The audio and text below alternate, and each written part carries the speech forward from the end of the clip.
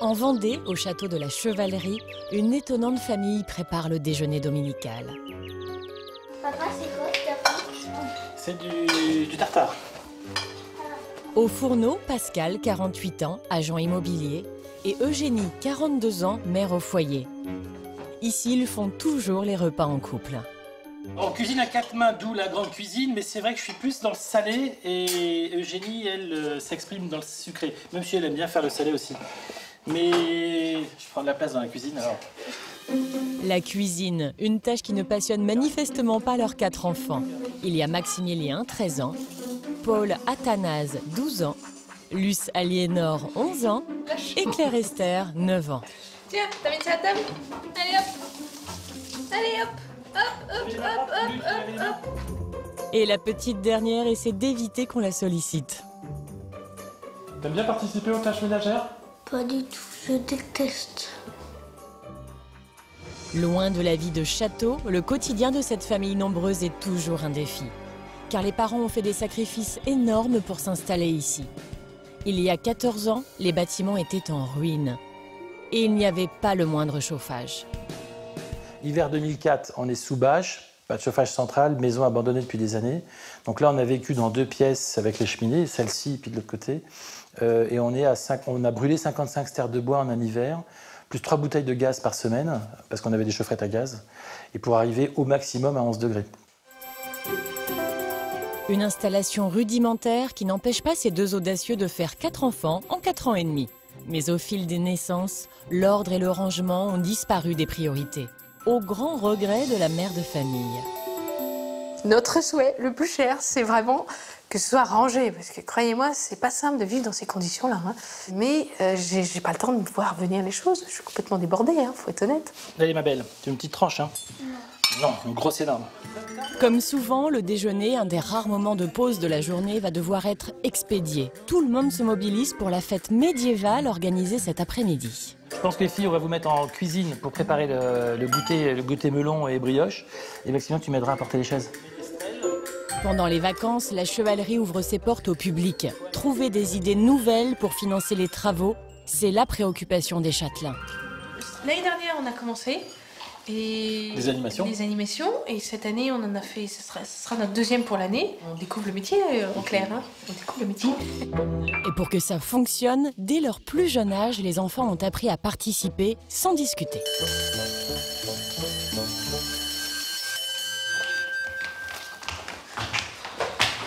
Allez, on va travailler? Ok. Pendant que Pascal et les garçons disposent les chaises, les filles s'occupent de l'accueil. Très vite, les premiers visiteurs arrivent. Combien? 3. Bonjour. Et ça démarre de là? Et vous pouvez commencer tout de suite. Exactement. Au programme, une chasse au trésor dans le jardin du château. On commence par où? Ça doit être par ici. Et aussi un concert privé animé par un drôle de ménestrel. Pascal et Eugénie sont prêts à tout pour valoriser cette demeure du XVIIIe siècle, inscrite au monument historique pour laquelle ils se battent depuis 14 ans. Après, vous allez mettre tout en pierre apparente ou comment vous allez faire là dans le temps? La réponse est simple, monument historique, on refait à l'existant, c'était de l'enduit, on met de l'enduit. Le couple s'est engagé à respecter l'architecture originelle du château, quitte à s'endetter bien plus que prévu. Je trouve qu'ils ont besoin d'encouragement parce qu'avec une famille comme la leur, des petits-enfants, il faut vraiment être courageux. Et non, vraiment, je trouve que c'est magnifique ce qu'ils font. Un courage et une détermination qui soudent chaque jour un peu plus les membres de cette famille extraordinaire. C'est le rêve de leur vie. Mais tout le monde n'a pas l'ambition de vivre dans un château. Alors d'autres familles nombreuses ont choisi de construire. C'est le cas de Jean-Mathieu et Alexandra. Pour héberger leurs 4 filles, ils vont monter eux-mêmes une maison en kit. Un projet complètement fou car ils n'y connaissent rien. C'est la première fois que je vais monter une cuisine. Chacun va bien rigoler. Rigoler, pas sûr, car le temps est compté et une autre aventure s'annonce. Alexandra attend leur 5e enfant. Mais cette naissance tant espérée ne va pas se passer comme prévu. Oh, j'ai mal là. Ça vient très très dur. Agrandir la famille s'impose parfois comme une évidence. Suite à un terrible drame, Isabelle et Reynald ont accueilli sous leur toit leurs 3 neveux orphelins, en plus de leurs 3 enfants. Ça me fait du mal parce que j'ai très peu de souvenirs d'eux en fait. Mais il manquait de place pour abriter leur famille recomposée. Alors ils ont lancé les travaux de leur nouvelle maison, le symbole heureux d'une page qui se tourne. Top, top, top comme projet. C'est le projet de notre vie, là. Il y a 14 ans, Pascal et Eugénie ont eu le coup de cœur pour un château. Ils y ont fondé leur famille. Depuis, ils mettent leurs finances et leur énergie au service de ce rêve. On est un peu pris à la gorge par tous ces travaux qui ont été faits, la famille grandissante. C'est pas si simple. En Vendée, l'été sera chaud et bruyant. Pour assurer les travaux en tout genre, Bravo Claire. il faut remplir les caisses. La famille nombreuse va se retrousser les manches tout l'été pour rentabiliser ce monument abandonné pendant des années. Je pense que pendant 150 ans, il n'y a pas eu beaucoup de vie ici. Là, on est un petit peu en train de rattraper le temps perdu. Entre rire et larmes, Je le sens pas bien là. entre angoisse et soulagement, Ouais. les travaux vont faire partager à ces 3 familles extraordinaires des émotions uniques. Quand on veut, on peut, et c'est pour nous. Donc on sait pourquoi on le fait.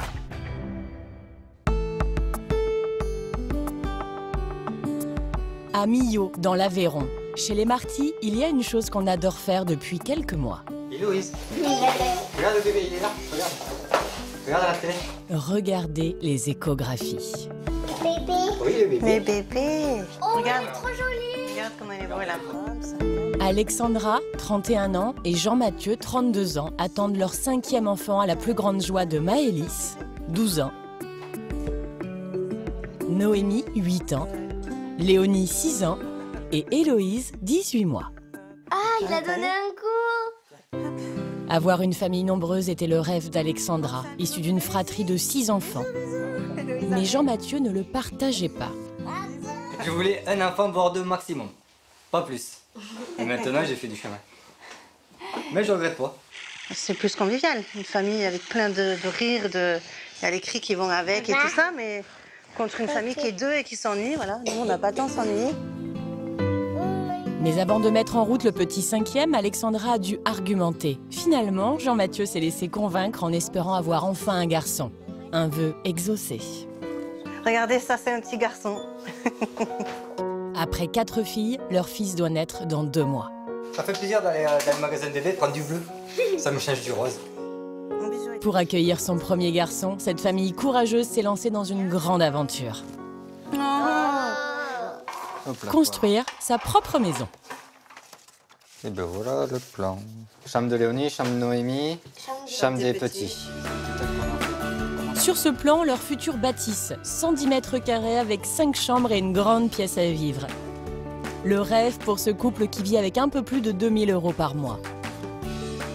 Impossible pour eux de dépasser 180 000 € de prêt. Alors, à ce tarif, le seul moyen d'avoir une maison, c'est de la construire en kit. Finir En gros, on te livre la maison et tout le secondaire, c'est moi. Et toi, tu fais tout l'intérieur. C'est ça. Mais grâce à ça, voilà, tu économises des sous.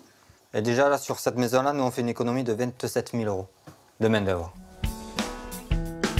À partir d'un espace vide, le jeune papa a dû monter les cloisons, la plomberie, l'électricité en seulement 3 mois. Un pari incroyable. Je me suis dit, je suis fou, j'y arriverai pas. Il y a trop de choses à faire. Mais avec les mensualités du crédit, ils ont dû renoncer à louer leur ancienne maison. Depuis plusieurs mois, ils campent tous les 6 dans un appartement de 60 mètres carrés prêté par un proche. Ici, le coin cuisine n'est pas du tout adapté à leur famille nombreuse. Il n'y a qu'un plan de travail, il n'y a que la machine. Du coup, pour cuisiner, c'est pas évident. On peut pas s'organiser comme on veut. C'est ça qui est... Même faire à manger, c'est même plus un plaisir. C'est plus une corvée qu'autre chose. Et pour s'en sortir dans ces conditions difficiles, Alexandra et Jean-Mathieu se privent de tout. À table, pas de vaisselle, juste des assiettes en plastique. On n'a pas de lave-vaisselle et après ça fait trop de vaisselle pour maman et papa vu qu'on est 6 avec Héloïse. Toujours serviable malgré son genou fragile, Maëlys se sent à l'étroit. À l'étage, ce coin minuscule sert de dressing de fortune, de buanderie et de bureau pour les devoirs.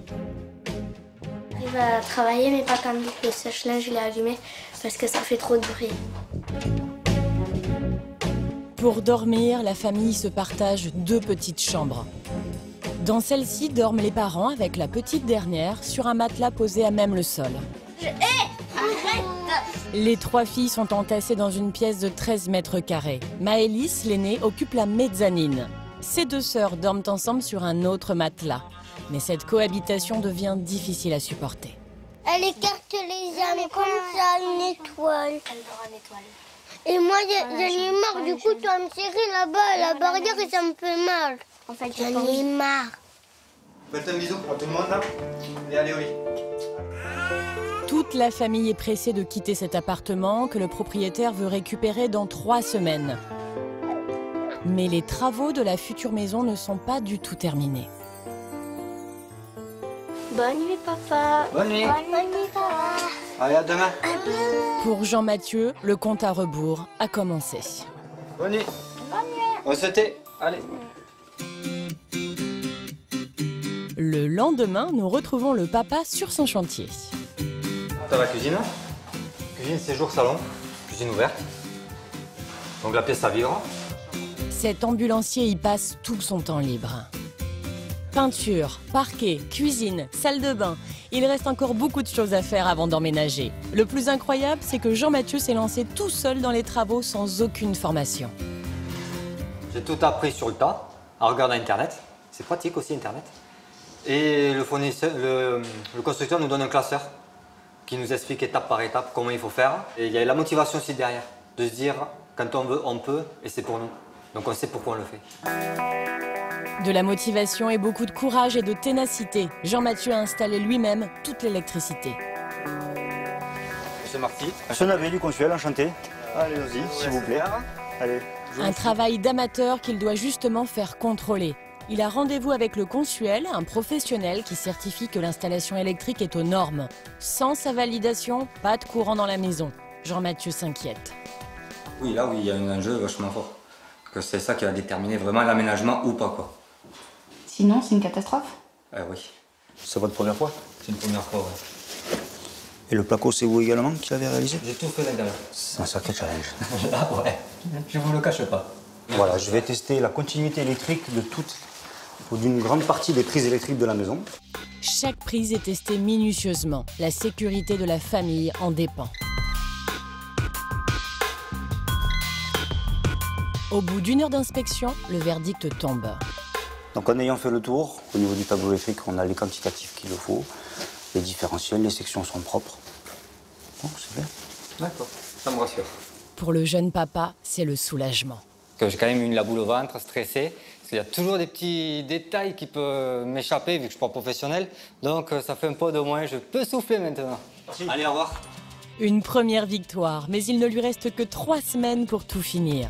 Jean-Mathieu arrivera-t-il au bout de ce chantier colossal avant la naissance du bébé? La course contre la montre a commencé.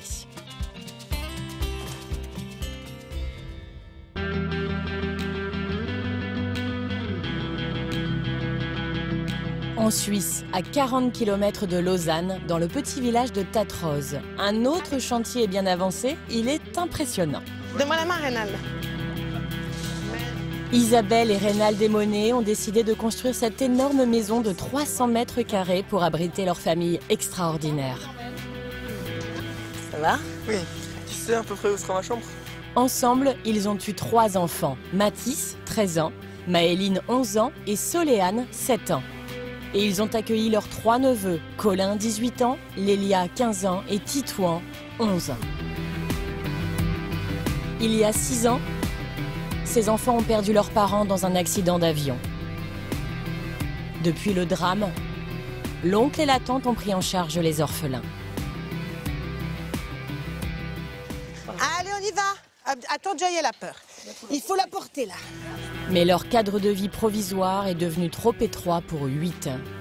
Voici le salon. Une chambre pour chaque enfant, un immense séjour. La maison a été conçue sur mesure pour petits et grands.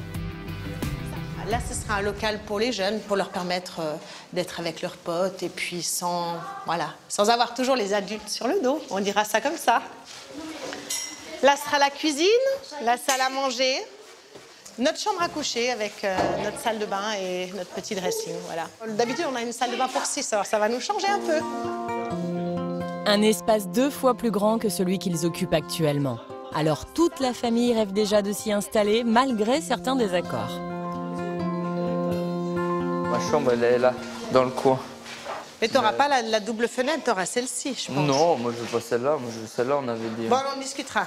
Quand je ferme les yeux, en fait, je la vois, finie, décorée, tout gris et blanc, tout ce qu'on aime. Ouais. Non, ça va être top comme projet. C'est le projet de notre vie, là. Pour la famille Emonet, cette nouvelle construction est un symbole fort. Un moyen de tourner la page sur les drames du passé. Car depuis 6 ans, cette famille extraordinaire occupe la résidence des parents disparus. Pas trop de sucre ou de saleté dessus, hein? Une demeure qui n'était pas prévue pour une famille nombreuse. Il a fallu l'aménager en urgence. Créer ce long couloir qui dessert 5 chambres et une salle de bain. Déjà, ça c'est ma chambre. Et là, c'est ma batterie. Et super cool. En guise de chambre, des pièces rudimentaires accolées à la maison. De simples containers faciles et rapides à mettre en place. Un choix qui a permis à la famille de s'adapter tant bien que mal aux circonstances. Mais au fil du temps, l'installation est devenue précaire.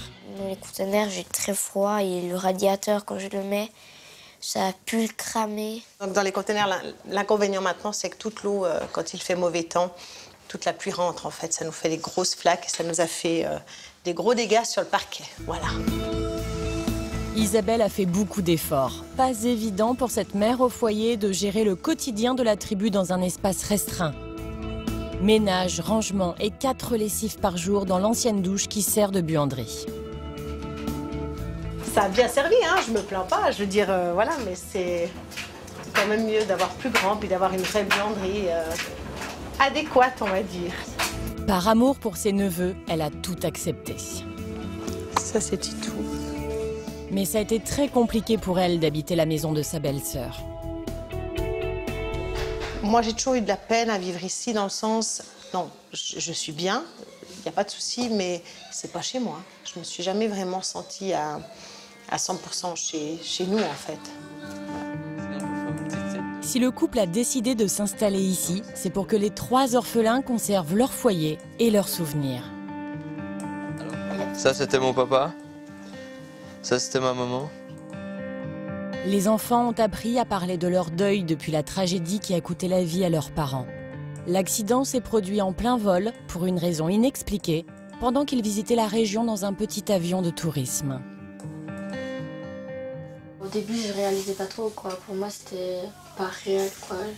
J'arrivais pas à me dire qu'ils étaient morts et que, genre, je pensais qu'ils allaient revenir et tout, mais... Même de voir des photos, j'aime bien les voir, mais ça me touche plus comme avant au début où je disais, voilà... Sur le moment où tu regardes la photo, t'es en relance parce que ça venait d'arriver l'accident. Maintenant, je regarde, ça me fait sourire. Je continue ma vie. C'est plus douloureux pour Titouan, le petit dernier. Il n'avait que 5 ans quand il a perdu ses parents. Ça me fait du mal. Parce que j'ai très peu de souvenirs d'eux, en fait. Et la moitié des souvenirs que j'ai, c'est surtout un peu comme des souvenirs un peu flous. Maintenant, ça va un peu mieux, de mieux en mieux, mais des fois, j'ai des coups de mou. Construire une famille recomposée, unie et joyeuse, c'est le formidable défi d'Isabelle et Reynald. Allez, file à table. Élever leurs neveux était une évidence. Hors de question qu'ils soient placés dans des familles d'accueil. Alors, les enfants de mon frère, moi je ne veux pas du tout qu'ils soient séparés, et puis, parce que c'était un gros problème. Non, c'est même pas posé la question, ça nous est d'office. Les enfants continuent à nous appeler tata et tonton et ça nous va très bien comme ça parce qu'on ne veut surtout pas prendre la place de leurs parents. Ils ont un papa, ils ont une maman, ils sont partis au ciel, mais dans leur cœur, ils les ont, voilà, toujours, c'est eux qui les ont fait. Et c'est des frères cousins. Des cousins frères, voilà, ils disent que eux, c'est des cousins frères. Un nouveau toit pour les cousins frères. C'est une étape symbolique que cette famille extraordinaire va franchir avec beaucoup d'émotion.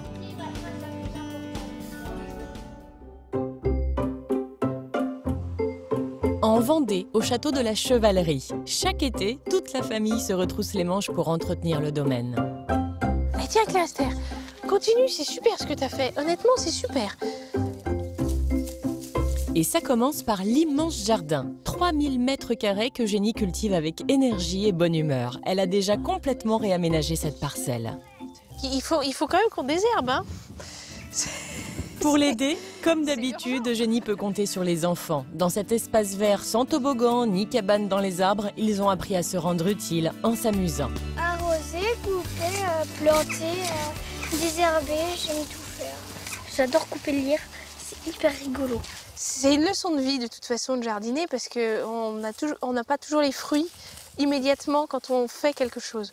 Donc il faut attendre et ça c'est pas évident à apprendre aux enfants. Patience et longueur de temps, une expérience vécue aussi par les parents. Depuis 14 ans, ils enchaînent les gros travaux pour rénover les lieux. Et pour limiter les dépenses, ils font eux-mêmes les aménagements intérieurs. Vous attendez, alors, vous ne posez pas vos marteaux sur le marbre, vous ne posez pas le marteau.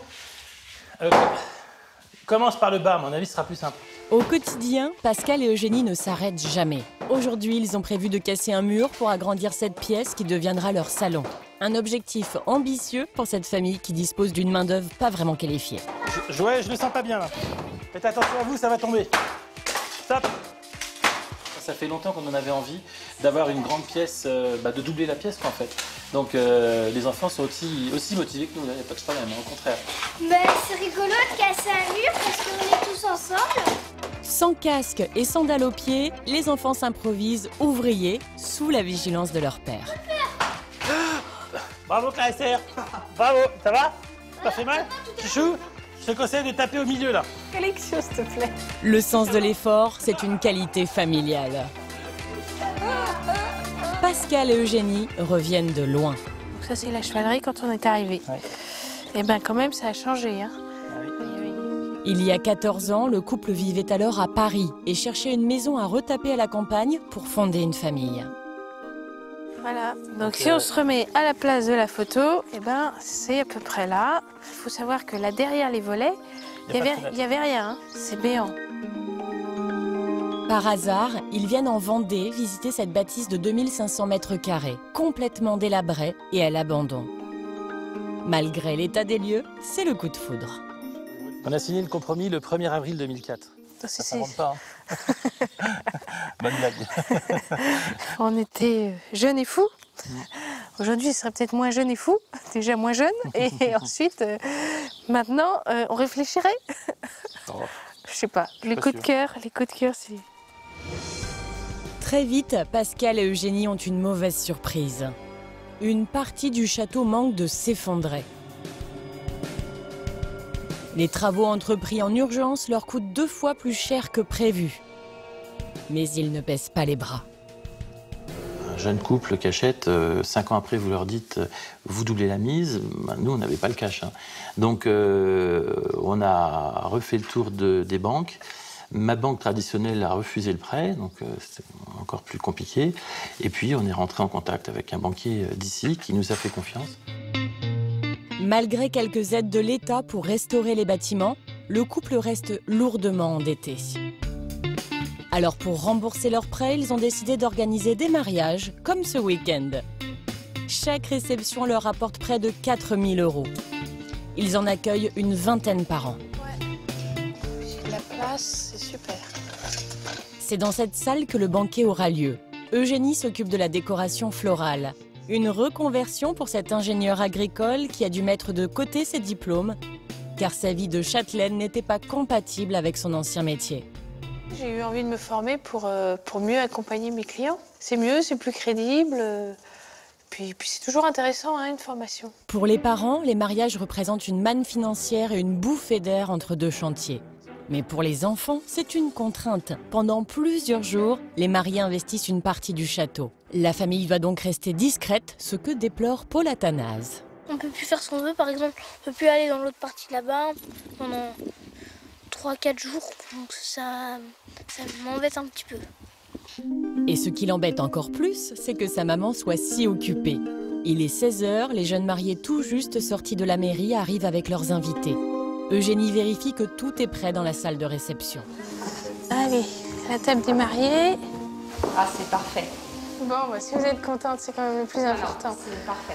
J'espère que vous allez avoir des étoiles dans les yeux tout le temps. Bah déjà, c'est déjà pas mal là. Pour que la réception soit inoubliable, les châtelains ont tout prévu. Dans le joli jardin d'Eugénie, les mariés vont échanger leurs vœux lors d'une cérémonie laïque. Un engagement romantique qui va droit au cœur de la maîtresse de maison. Cette maison vit, ça c'est merveilleux. Parce que je pense que pendant 150 ans, il n'y a pas eu beaucoup de vie ici. Là, on est un petit peu en train de rattraper le temps perdu. Un château qui renaît de ses cendres grâce au dévouement d'une famille extraordinaire. Il est 23 h, les enfants sont cloîtrés dans le salon depuis trop longtemps. Tout le monde au lit, c'est maintenant. Si. Non, tu vas pas voir le dernier truc, il est hyper tard, c'est terminé. Terminé pour tout le monde, sauf Pascal. La nuit, il reste aux aguets car il a une obsession, le bruit. Le château est à 50 mètres du village, la musique de la fête ne doit pas empêcher ses voisins de dormir. Ils ont la gentillesse de nous laisser faire des mariages justement parce qu'ils savent que c'était important pour nous. Il faut que le minimum des choses, c'est qu'on écoute leurs besoins et qu'on ne soit pas une gêne. Alors depuis sa tour de contrôle, Pascal scrute des sonomètres. Et justement ce soir, il a repéré un problème. Les basses sont beaucoup trop fortes. Le père de famille alerte le DJ. Vous étiez vraiment bien, voire très en dessous pour le son.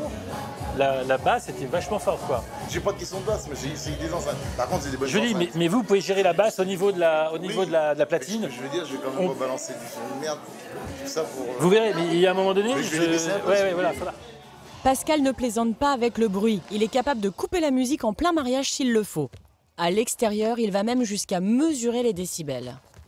Donc, globalement, il est à 42 décibels dehors, il n'y a pas de problème. J'espère que ça va être une nuit calme, ouais. Mais barré tout vers 2-3 heures du matin, j'aurais dû baisser ses basses. Finalement, la soirée se déroule sans fausse note. Jusqu'au lendemain matin.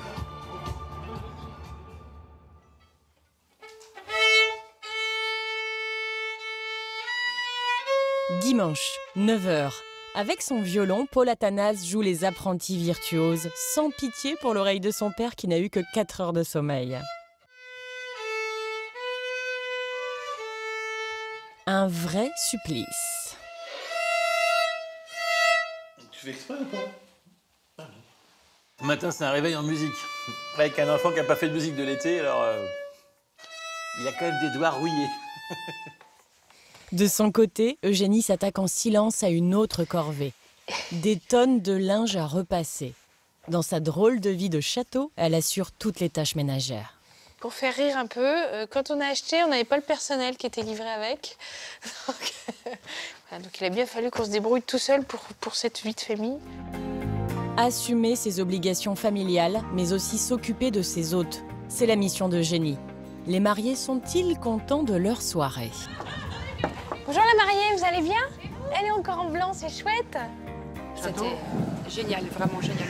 Je m'en vais, comme ça vous pouvez dire ce que vous voulez. Ah bah non, mais de toute façon, ça sera ce que je vous ai dit. Il y a vraiment...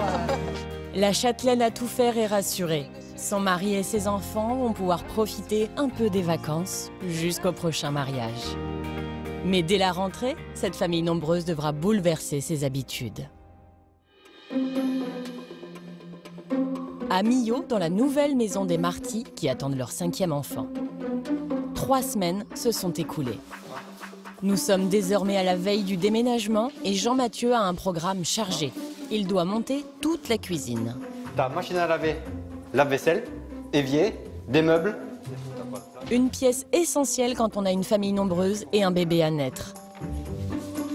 Aujourd'hui, pour l'aider, Michael, un ami. Mais tous les deux ne sont que des bricoleurs du dimanche. C'est la première fois que je monte une cuisine. Chacun va bien rigoler. Normalement, il faut 2 jours pour monter cette cuisine, mais ils n'ont pas le choix. Ils devront réussir en une seule journée. Un défi de plus pour le père de famille. C'est beaucoup de pression pour la monter à une journée, ouais, la cuisine, surtout quand tout le monde me dit qu'on n'y arrivera pas. Faut que j'y arrive, sinon je suis foutu. Pour y arriver, il faut dénicher les bons morceaux de meubles dans les bons cartons. Ils te donnent des trucs, mais tu sais pas qu'est-ce que c'est. Bas, évier, une porte. Bas, et... non. On va pas y arriver, quoi.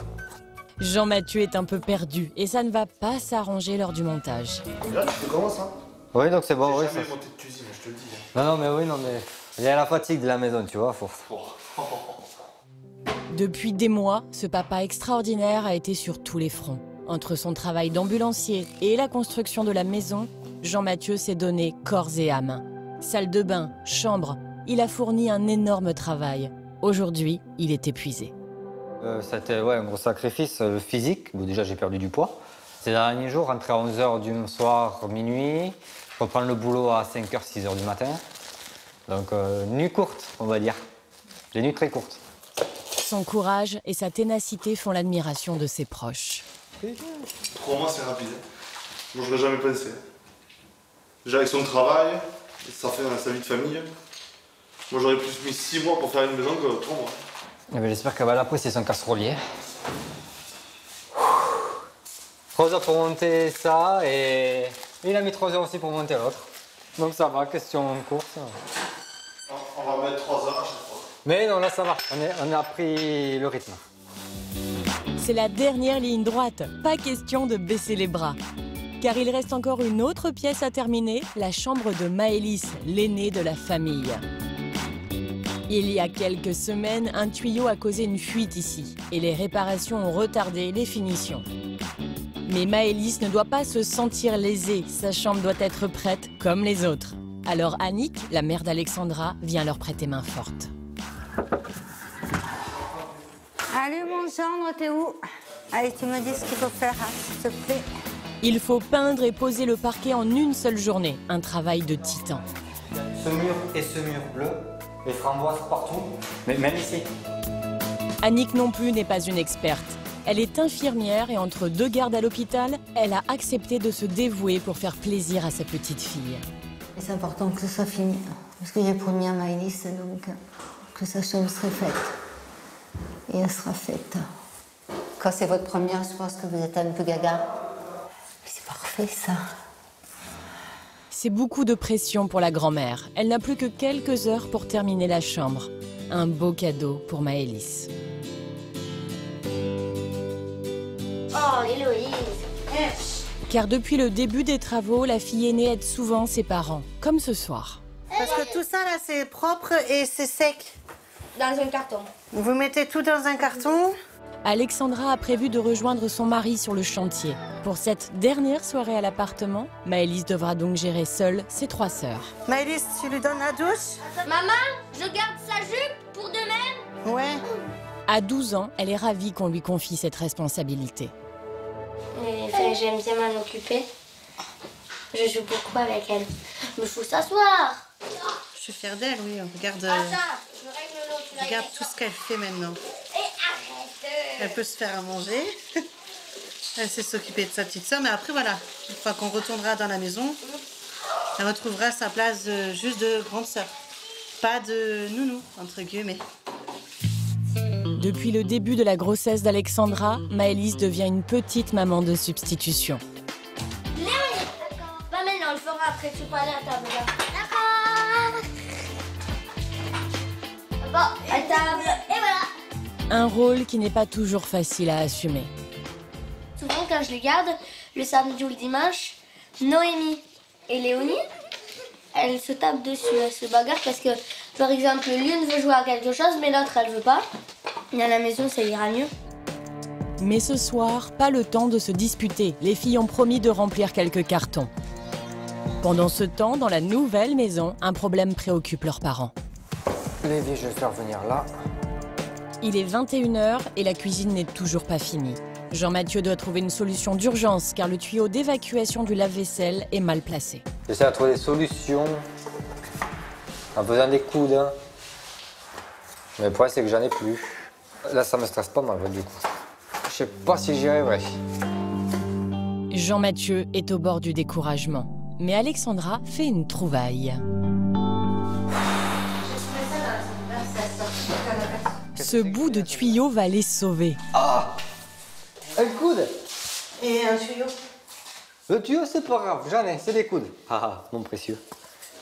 Tac. Et voilà. Et ben voilà. Ouais. Jean-Mathieu est soulagé, mais la nuit promet d'être longue. Impossible de retarder le déménagement prévu dans quelques heures. Tada. Le lendemain, à 8 h du matin, c'est le branle-bas de combat. Des amis sont venus aider la famille nombreuse à déménager. Alexandra et Jean-Mathieu ont passé une partie de la nuit à finir les travaux. Le dernier meuble de cuisine est enfin posé. Et la chambre de Maëlys.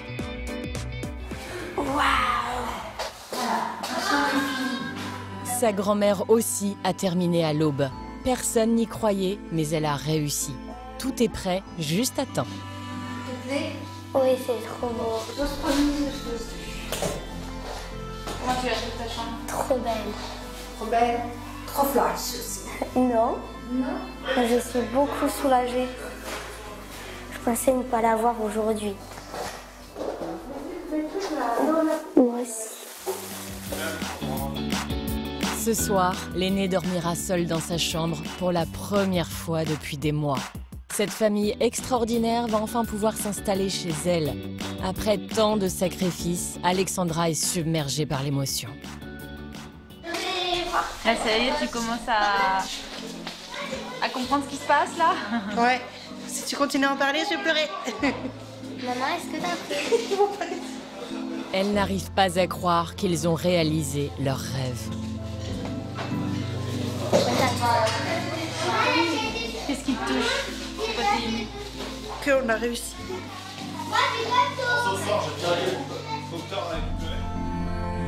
Les Marty ont gagné leur pari.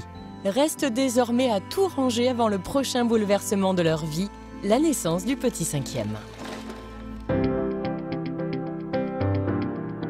En Suisse, chez les Émonais, on est encore loin du déménagement. C'est l'hiver et à 800 mètres d'altitude, le chantier traîne un peu. Tu roules bien toute la surface. Hein. Ils annoncent la pluie. Ouais, mais là, tu donnes un coup quand même. Aux commandes, Reynald. Il a sa propre société de BTP, c'est donc naturellement qu'il a décidé de construire sa future maison avec son équipe. Je vais crépir ça la semaine prochaine, puis ils annoncent du froid, donc moi je te finis ce local. Mais pour superviser les travaux, Reynald est soutenu par sa femme Isabelle qui suit de près chaque étape. C'est ensemble qu'ils ont dessiné les plans de la maison. Là, à la base, elles étaient quand même grandes, ces fenêtres. Ça, elles sont grandes, ouais. Les deux, là, oui. J'ai combien de hauteur, là? 1 mètre. La famille espère emménager dans 4 mois, à condition que le froid ne joue pas les troubles fêtes. S'il fait moins 10, c'est vite dit. Ben, c'est vite dit. Comme on travaille avec beaucoup d'eau, il fait trop froid, l'eau gèle, donc on arrête. C'est le meilleur entrepreneur, c'est bon. On est tranquille. Isabelle est tellement confiante qu'elle a décidé de s'attaquer dès aujourd'hui à l'aménagement de la maison. Voilà, on est parti.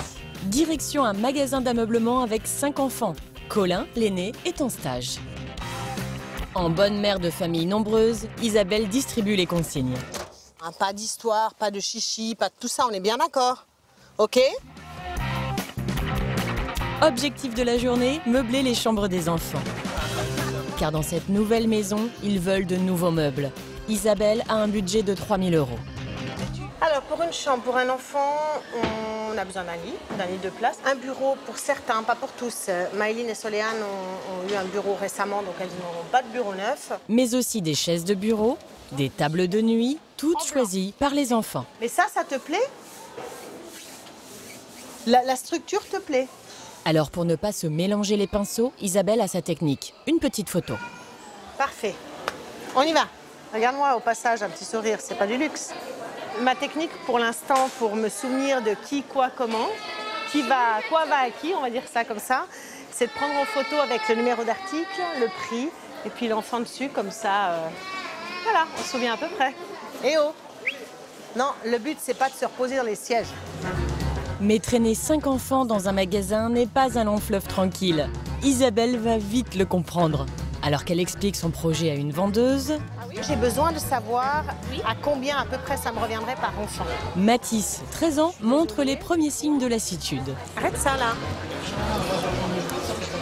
C'est dur physiquement et mentalement. Ça devient dur là, Isabelle, pour les enfants? Ça devient très dur et pour maman et pour les enfants.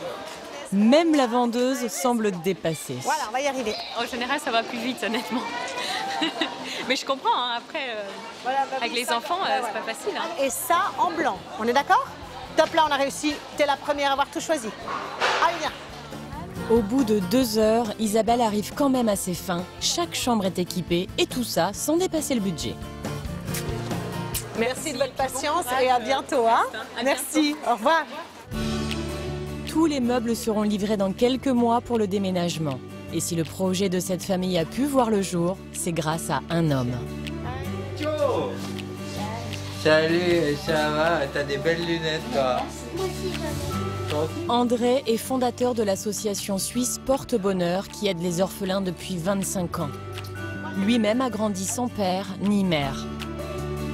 Régulièrement, la famille Emonet vient le consulter. Ils se sont rencontrés 3 jours après l'accident d'avion et depuis, ils ont noué un lien très fort.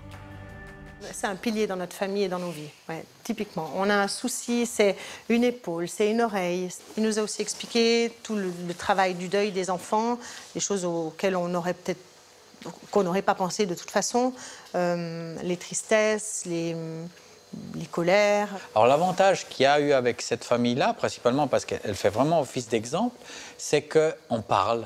Même si c'est pas facile, mais on parle. Et puis ça, c'est très important. C'est la chose la plus importante. C'est répondre aux questions des enfants. Pour les aider à faire le deuil, très vite, André les incite à construire une maison. Une étape essentielle pour souder cette émouvante famille recomposée. C'est devenu vraiment une véritable grande famille. Et cette grande famille, elle a besoin d'être chez elle. Ni chez tonton, ni chez les parents de l'autre. C'est vraiment chez eux. Là, la construction de cette maison, elle était pour vraiment qu'ils soient mieux, le mieux possible dans leur vie. Puis je crois que c'est assez bien parti, non? C'est bien parti, en effet. Dans cette famille extraordinaire, l'emménagement dans la nouvelle maison va permettre à chacun de tourner la page.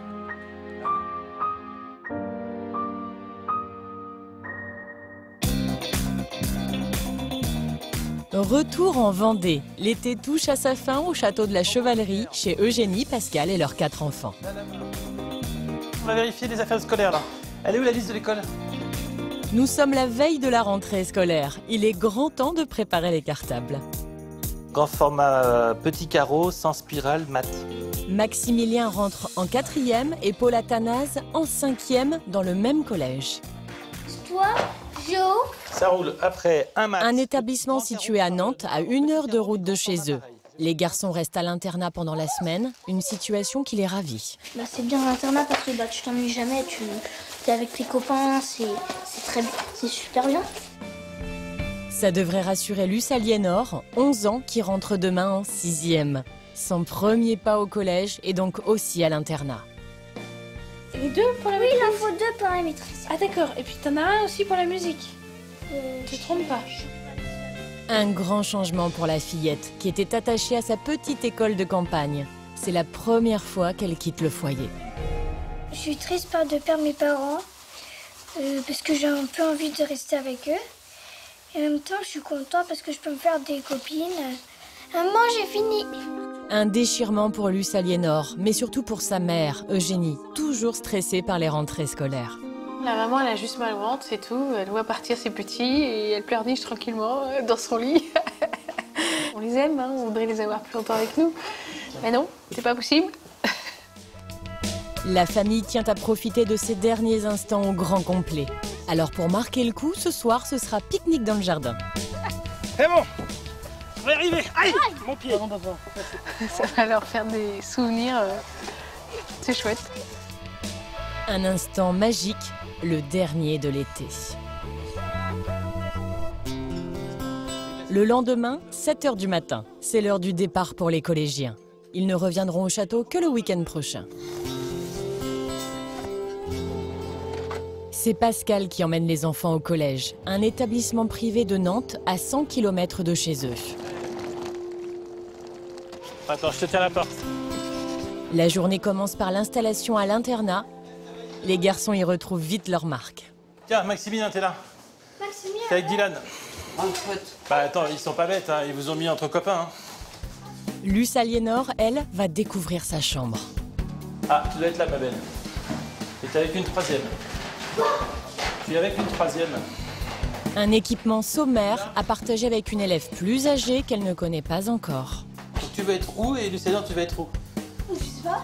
Bah, c'est vous les filles, hein, vous décidez, hein, vous êtes ensemble. Hein, Je vais me mettre sur celui-là. Ouais. Mais pas question de laisser Luce Aliénor se débrouiller seule. Il l'a fait autrefois pour ses frères, alors Pascal va aider sa fille à s'installer dans son nouveau cadre. Et ça commence par la bonne méthode pour mettre la housse de couette. Regarde, tu prends un coin et tu l'emmènes dans le bon coin. C'est le seul jour où nous, les parents, on a le droit de rentrer dans l'internat, mais après, le reste de l'année, on n'a pas le droit.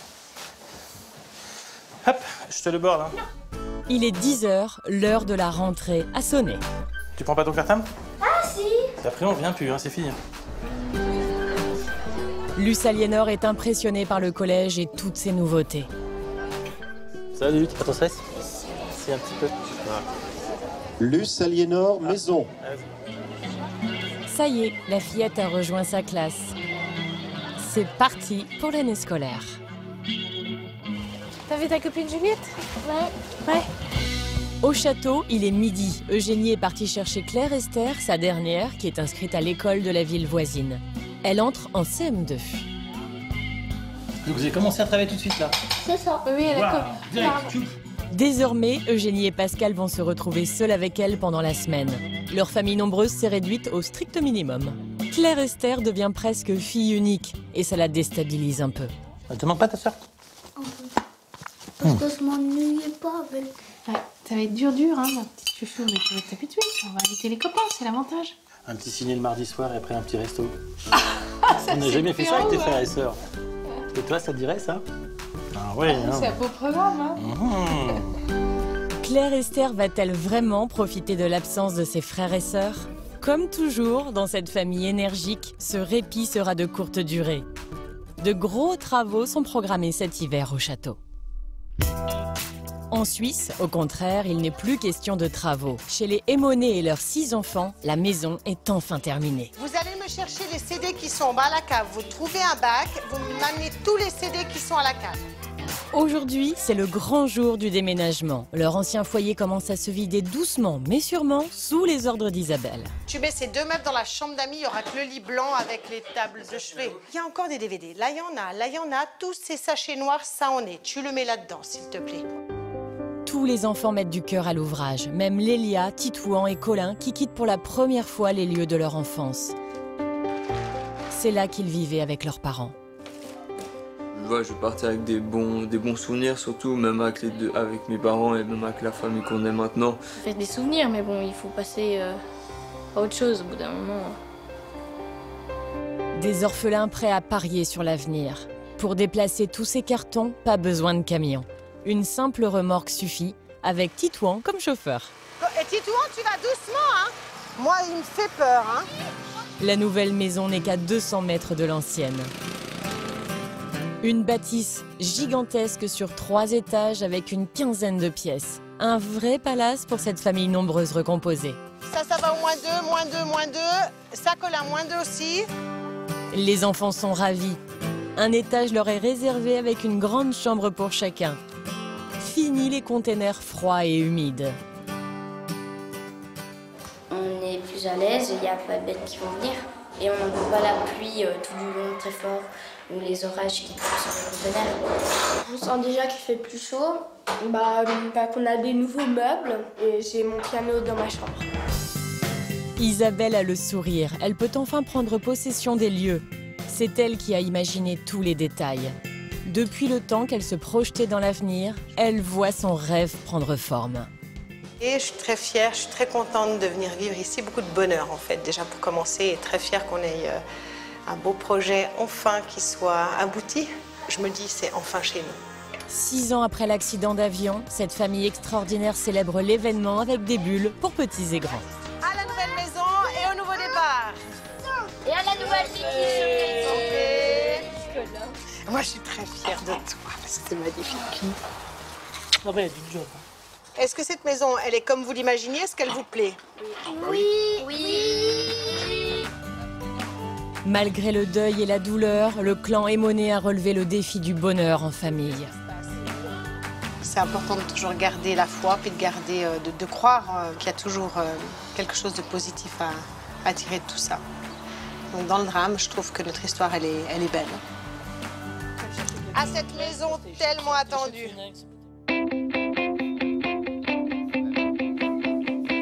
À Millau, la famille Marty s'apprête à vivre elle aussi un heureux événement.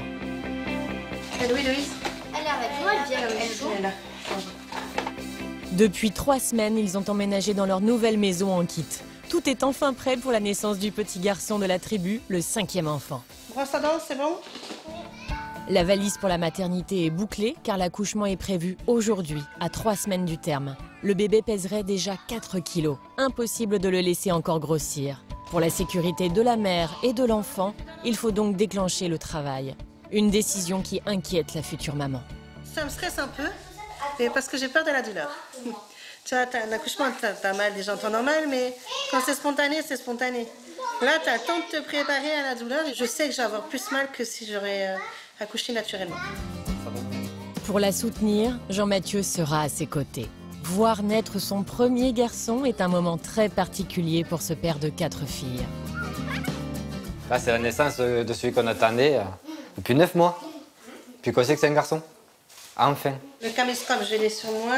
L'appareil photo. Tout le monde a pris des pulls, des gilets.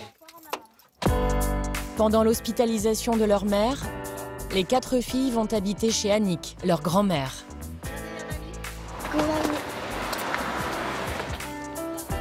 Pour elle, la naissance de ce bébé est aussi un bouleversement. Après avoir eu 6 enfants elle-même, à chaque accouchement, elle partage toutes les émotions de sa fille. Quand on va commencer à déclencher, elle va m'appeler pour me dire « je commence à avoir mal au ventre, tu dois avoir mal au ventre oui, ». Elle dit ça, mais elle va être stressée jusqu'à ce qu'on arrive. Je suis connectée avec son ventre. Bisous, à demain. À demain. À demain, petit frère, quand il se va. Soyez sage. Avec mamie.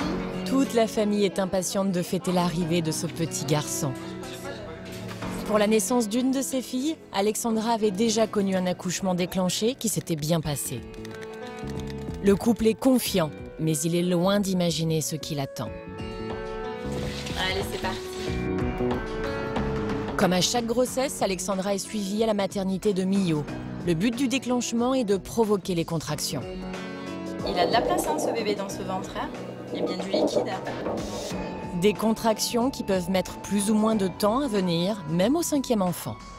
C'est vrai qu'un déclenchement, on ne sait pas, c'est toujours la surprise, hein, comment ça va réagir. On n'a jamais d'idée de combien de temps ça va prendre, etc. Après, c'est vrai que vous avez déjà eu un déclenchement, donc a priori, il n'y a pas de raison que ça ne marche pas. Hein. Mais ce qu'Alexandra redoute le plus, c'est l'épuisement. Elle a toujours mis au monde de gros bébés, des accouchements souvent difficiles où elle n'avait plus la force de pousser.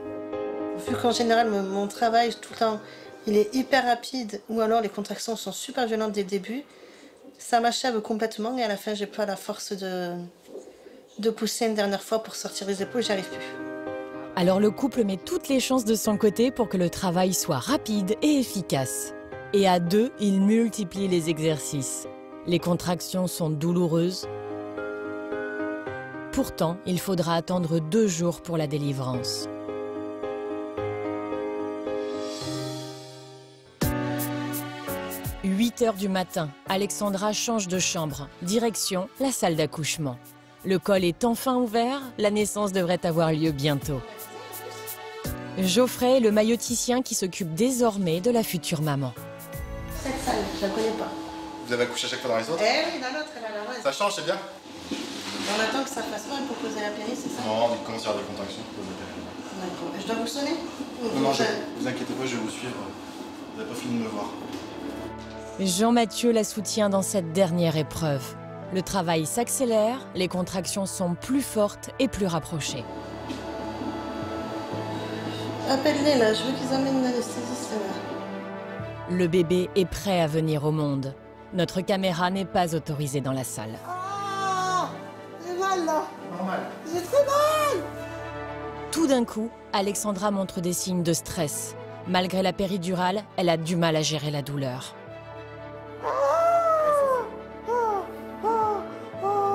Bloqué et poussé. Ce que craignait Alexandra est en train de se produire. Les 2 jours de travail l'ont épuisée. Elle n'a plus de force. Attrapez-le, sortez-le de là. Mais c'est à vous de le pousser là. Moi, je peux rien faire pour l'instant. Allez, Alexandra, allez! Au bout de 30 minutes, des médecins arrivent en renfort. Ils vont tenter le tout pour le tout, attraper le bébé avec une ventouse. Jean-Mathieu est prié de quitter la pièce. Pour lui, c'est une première. Mais j'aime bien attendre au moins le premier cri. Je ne savais pas à quel moment ils vont me le sortir, à quel moment. Si ça part pas en césarienne, je sais pas. Dans le couloir, le futur père est impuissant. Alexandra hurle, l'accouchement est pénible. Jean-Mathieu ne supporte plus l'attente. Très dur. Ça devient très très dur. Juste de quoi t'as peur pour elle? Pour les deux. J'ai la peur pour les deux. Parce que là... Mais alors qu'il craint le pire, le premier cri du bébé se fait entendre.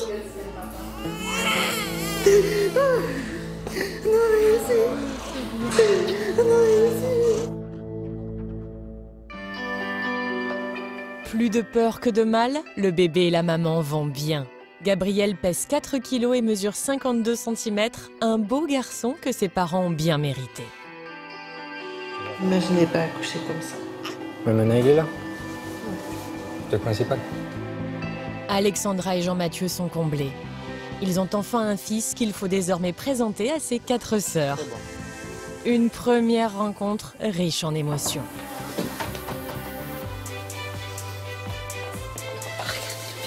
Je trouve qu'il ressemble plus à papa. Non. Mais qu'il a le nez de maman. Il est trop mignon. La naissance de Gabriel marque un tournant dans leur vie. Après des mois de sacrifices, cette famille extraordinaire peut enfin profiter de son bonheur dans sa nouvelle maison avec ses 5 enfants. Ça a été pas mal entre la maison, la grossesse. Ça a été une sacrée aventure. Ça c'est sûr que... Mais qui se finit bien. Fatigué, mais que du bonheur. On fait une photo? Allez, regarde papa. 1, 2, 3. Bah, attends, Photo!